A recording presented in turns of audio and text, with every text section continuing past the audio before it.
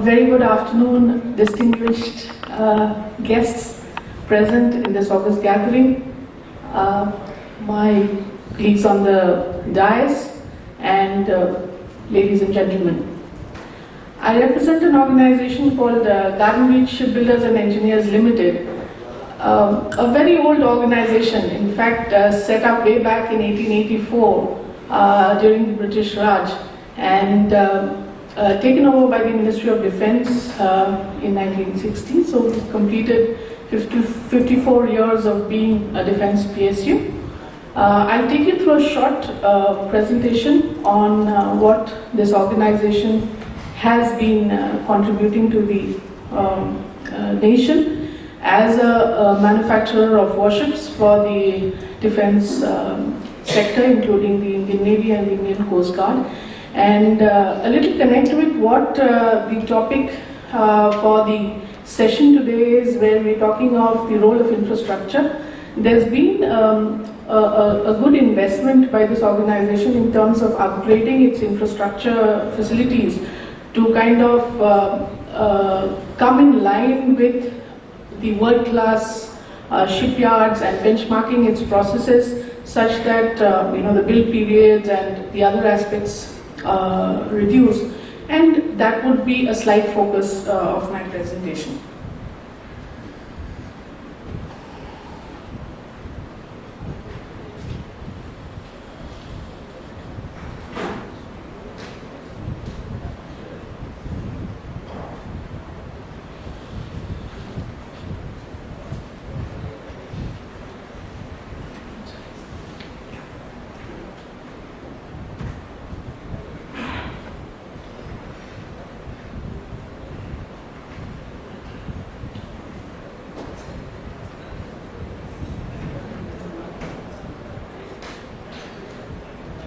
A small snapshot about the organization, as I've already shared with you. It's been a very old organization, a profit-making PSU for the last 22 years, and we are a Mini Ratna Category 1 company.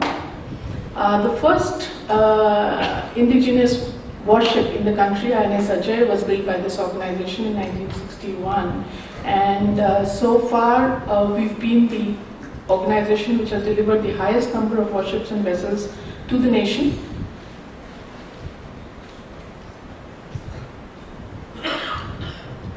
A small detail about the kind of warships that we make. Frigates, corvettes, primarily from a very generic perspective, are the high-end warships that are used for warfare. And then there are the mid-level vessels and patrol vessels, which primarily are a requirement with the coast guards of the nation. And just a small brief of some of the key projects that we have undertaken and delivered so far.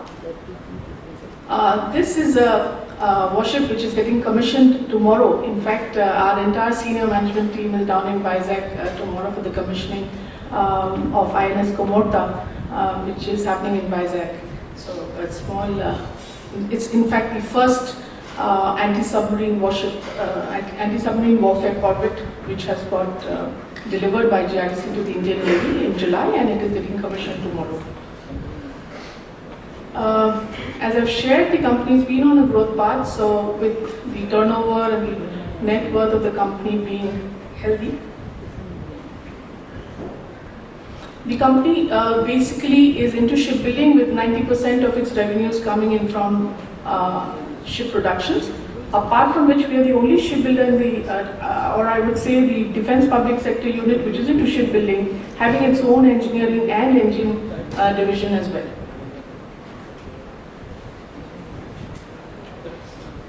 Coming to the products that we make, a small view of the kind of ships that we've delivered so far. As far as the engineering portfolio is concerned, we make portable bridges, which are primarily used by the Indian Army, the Public Roads Organization. In fact, GRDC happens to be in the Guinness Book of World Records for having built the highest steel bridge in the world, which was constructed and It stands in Ladakh. We have our own deck machinery items, so wherein we become our own customers of deck items which are used in our own ships as well as procured by the other shipyards of the country. As far as the engine division is concerned, we are primarily into assembly, testing and overhauling of machines in a tie-up with MTU Germany. Coming to, as I said, a little focus on infrastructure and kind of investments that the organization has undertaken, looking at the competitive environment setting in with private players coming in, where there is a level playing field with no more scope for getting orders of nomination, where we need to fight in absolutely at an equal pace with the private sector. A snapshot of the infrastructure of the docks.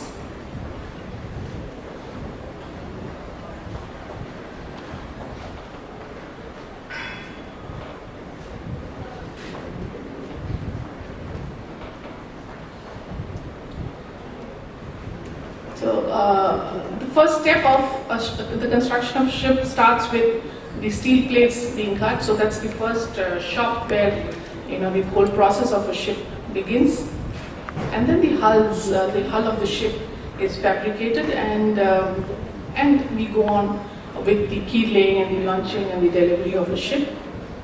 So this is the jetty. We have aerial view to display the unit.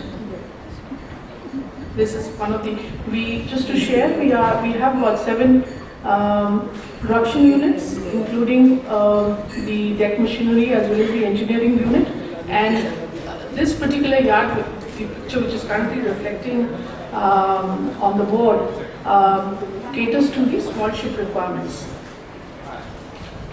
Coming to the integrated shipbuilding facility or modernization, which has happened in terms of the infrastructure that we have upgraded to. We were initially able to cater to, I'm not getting too much into the technicalities of what has gone into it, but broadly stating that we needed to improve on our build cycle in terms of, because a product cycle of a ship is pretty long. It takes about 4 to 6 years to build a large ship, and therefore to ensure that we are on time, ensuring completion and delivery and commissioning of a ship, the build period, any improvement in the build period and its cycle helps the shipyard deliver better. So recognizing this need, the organization went in for a major modernization of its infrastructure. Just to give a small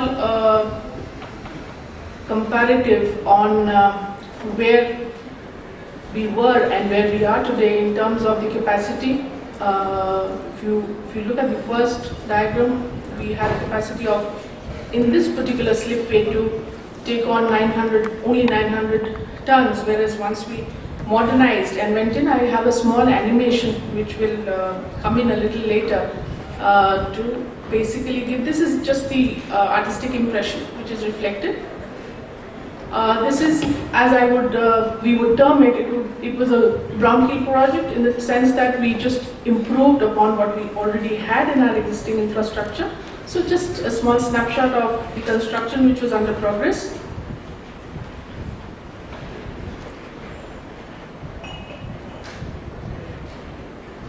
And this is the view after the integrated shipbuilding facility was completed, where you have the dry docks, the inclined berth, and the Goliath crane and the module hall.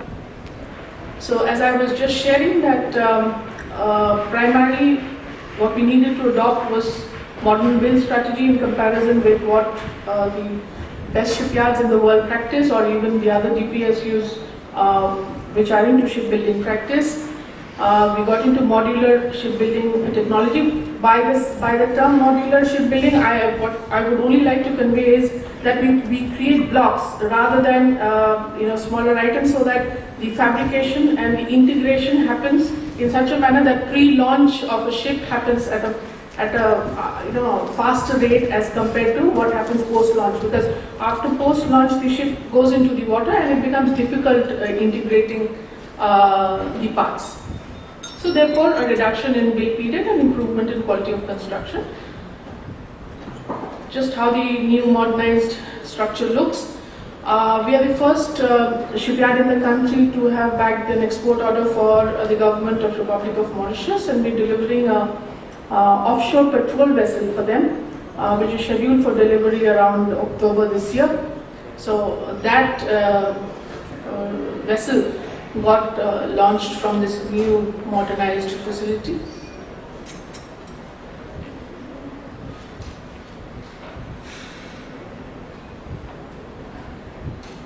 And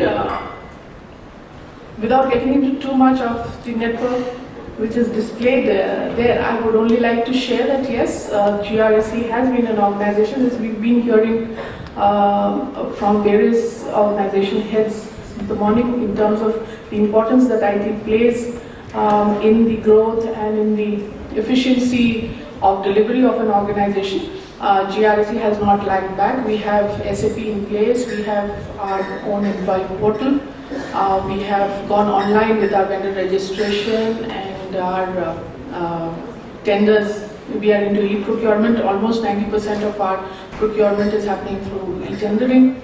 So we've got into the file tracking, going more into the paperless kind of an environment with file tracking and note sheet approvals online, reducing time in terms of approvals. So we are kind of on track. We have our own blog in our employee portal where employees can express their views, share, exchange ideas. We have our own intra-mail, and our units, in fact, our shipbuilding unit is the first shipbuilding unit which has got recognized and got accredited for the integrated management system in inculcating the OSAS, energy management and energy management. Apart from which, as I said, we have been into a benchmarking study, benchmarking ourselves with the best in the world in terms of the production processes that we undertake, which is kind of setting a mark as to where we need to move from here. Apart from which, the customer focus is very critical, and we get the customer surveys done through an external agency to avoid internal intervention and work upon the suggestions and the feedbacks which come in. And apart from which, of course, as an overall organization, in terms of MOU parameters, the organization has been doing very well for over the years. We've been rated excellent across the DPSUs. We've got our best ratings. We've been the best performing shipyard. So with all these points, I'm sure we are also very confidently probably stating today that yes, PSUs do make a difference, and PSUs have the best skills available with them and the best talent available in the country with them, and there's nothing to stop PSUs competing with the private sector or doing even better than them. Thank you so much.